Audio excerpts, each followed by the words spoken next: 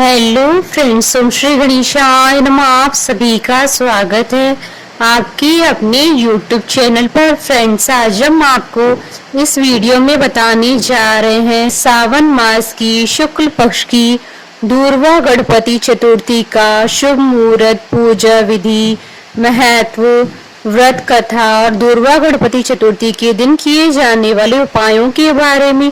Friends, video शुरू करने से पहले आपसे रिक्वेस्ट है, अगर आप हमारे चैनल पर नए हैं और आपने अभी तक चैनल को सब्सक्राइब नहीं किया है तो प्लीज सब्सक्राइब कीजिएगा चैनल को, साथ ही प्रेस कीजिएगा बेल आइकन को, जिससे नए वीडियो से रिलेटेड नोटिफिकेशन आपको तुरंत प्राप्त हो सके। और वीडियो पसंद आने पर वीडियो को लाइक और शेयर जरूर कीजिएगा ताकि सभी भक्तों को इस वीडियो का लाभ प्राप्त हो सके। और कमेंट बॉक्स में ओम श्री गणेशाय नमः जरूर लिखिएगा। दूरवा गणपति व्रत में दूरवा का बेहद खास महत्व होता है। दूरवा गणपति व्रत विघ्नहर्ता गणेश जी की आराधना के लिए बहुत अधिक मंगलकारी माना जाता है। यह व्रत सावन मास की शुक्ल पक्ष की चतुर्थी को पड़ता है, इसलिए इसे वरद चौथ भी कहते हैं। भगवान गणपति के भक्त विभिन्न प्रकार से उनकी आराधना करते हैं। श्लोक, स्तोत्र, मंत्र और जाप द्वारा गणेश जी की आराधना की जाती है। दूरवा गणपति व्रत पर श्री गणेश जी का पूजन कर उन्हें दूरवा अर्पित करने का विशेष महत्व है। इसके अलावा प्रतिदिन भगवान गणेश जी को दूरवा अर्पित करनी चाहिए। यदि रोज संभव न हो सके तो भगवान गणेश जी के कुछ खास दिनों जैसे बुधवार, विनायकी चतुर्थी, संकष्टी चतुर्थी और श्री गणेश चतुर्थी, गणेश जन्मोत्सव के दिन उन्हें विशेष तौर पर दूरवा चढ़ाकर उनका पूजन अर्चन करना चाहिए ताकि हमारे जीवन के समस्त कष्टों का निवारण हो सके। अपने जीवन के सभी संकटों से मुक्ति के लिए इस दिन शिव परिवार का पूजन करना लाभदायी माना गया है। फ्रेंड्स, अब आइए जानते हैं साल 2025 की सावन मास की दूरवा गणपति विनायक चतुर्थी के शुभ मुहूर्त के बारे में। हिंदू पंचांग के अनुसार साल 2025 में दूरवा गणपति व्रत 28 जुलाई 2025 सोमवार के दिन है। सावन शुक्ल चतुर्थी तिथि प्रारंभ होगी 27 जुलाई 2025 को रात्रि 10:41 पर और सावन शुक्ल चतुर्थी तिथि का समापन होगा 28 जुलाई 2025 को रात्रि 11:24 पर। पूजा का शुभ मुहूर्त रहेगा 28 जुलाई 2025 को सुबह 11:12 से दोपहर 1:54 तक। कुल अवधि 2 घंटे 42 मिनट है। साल 2025 के दूरवा गणपति व्रत के दिन दुर्लभ संयोग बन रहे हैं। इस दिन रवि योग, आनंद आदि योग और श्रीवत्स योग का शुभ संयोग बन रहा है। साथ ही इस दिन सावन का तीसरा सोमवार का व्रत भी रखा जाएगा। इन योगों के बनने के कारण साल 2025 की दूरवा गणपति व्रत का महत्व कई गुना अधिक बढ़ जाता है। इस दिन भगवान गणेश जी के साथ साथ भगवान शंकर जी की पूजा करने से पूजा का दुगना फल प्राप्त होगा और आपकी सभी मनोकामनाएं शीघ्र ही पूर्ण होंगी।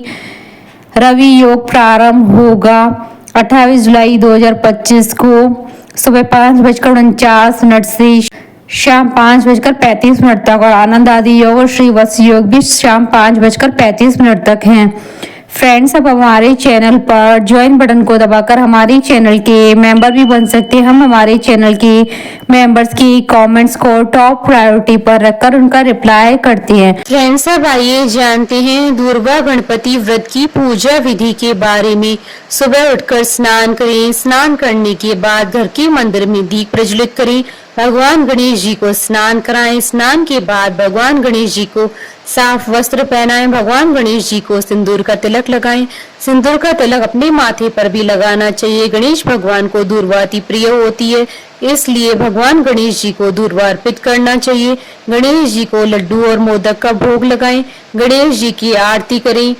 इस दिन गणेश नामावली, संकट नाशन गणेश स्तोत्र का पाठ करना बेहद शुभ माना जाता है।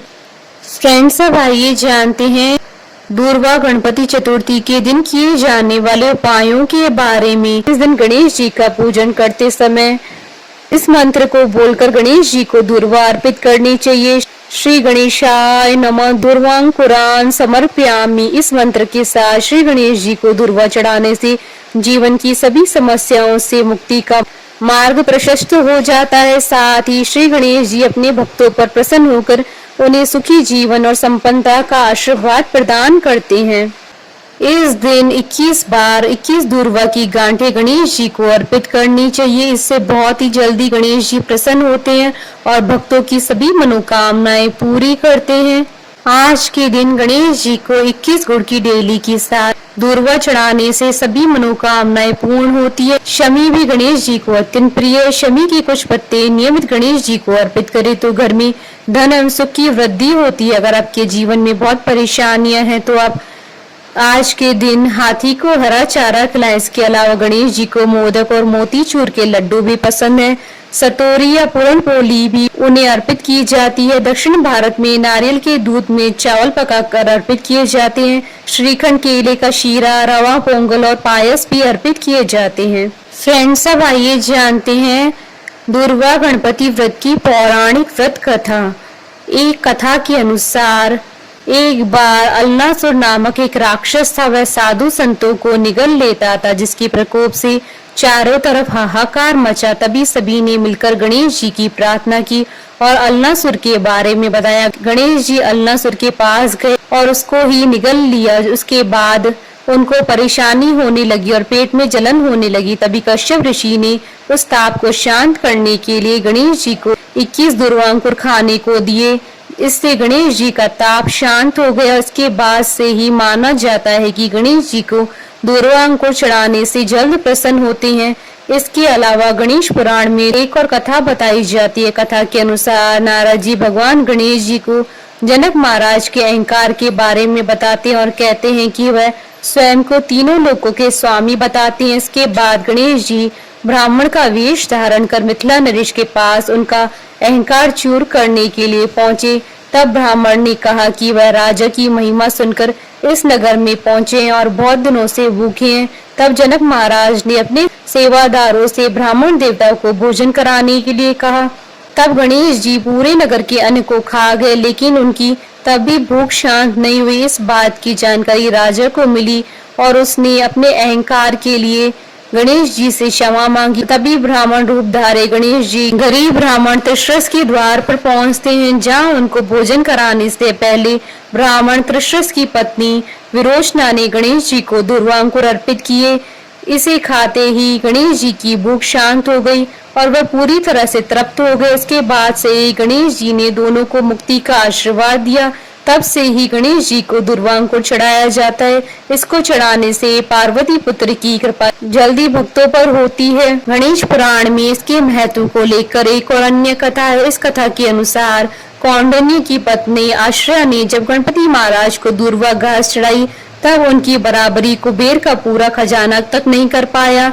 शास्त्रों में दूर्वा घास की ऐसी अद्भुत महिमा बताई गई। इसी कारण से ही सदियों से भगवान गणेश जी को दूर्वांकुर चढ़ाने की परंपरा चली आ रही है।